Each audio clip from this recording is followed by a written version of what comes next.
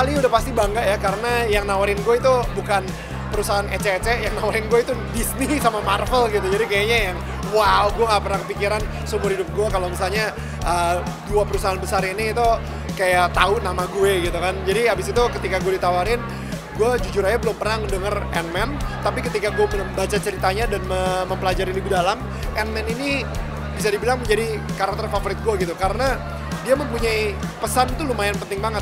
Jadi seberapa kecil lu, misalnya lu sekecil semut, tetap aja lu bisa menjadi seorang pahlawan kayak gitu, seorang superhero. Jadi kita bisa lihat nanti kalau misalnya mudah-mudahan gitu ya, ada anak-anak kecil gitu yang mungkin badannya gak sebesar dengan teman-temannya yang lain dan dia badannya kecil, tapi dia sendiri bisa jadi superhero.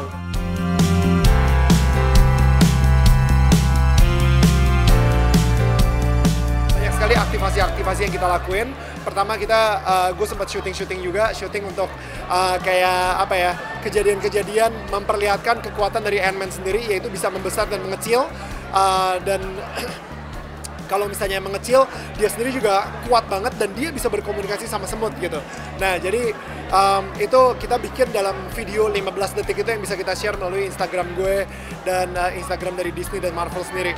Habis itu kita juga sempat bikin kayak aktivasi di kereta. Jadi gue yang jadi pakai kostum ini dari stasiun kota ke stasiun Manggarai, naik kereta bareng sama pemudik-pemudik gitu.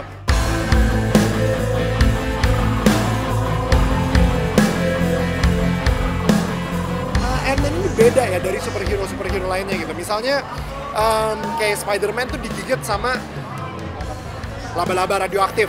Kalau misalnya let's say Captain America, dia jadi sebuah percobaan eksperimen serum sehingga badannya jadi gede banget gitu kan. Nah, Ant-Man itu dimulai oleh seorang saintis namanya Dr. Hank Pym. Nah, si saintis ini menemukan sebuah ramuan namanya Pym particle yang dimasukin ke dalam baju kostum ini.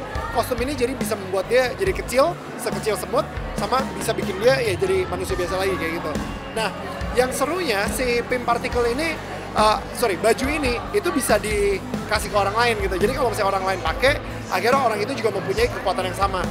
Jadi ini yang berbeda daripada superhero lainnya. Yang ada di dalam baju ini adalah orang biasa gitu. Jadi orang-orang kalau misalnya nonton, mereka bisa lihat ini adalah orang biasa yang mendapatkan kostum luar biasa.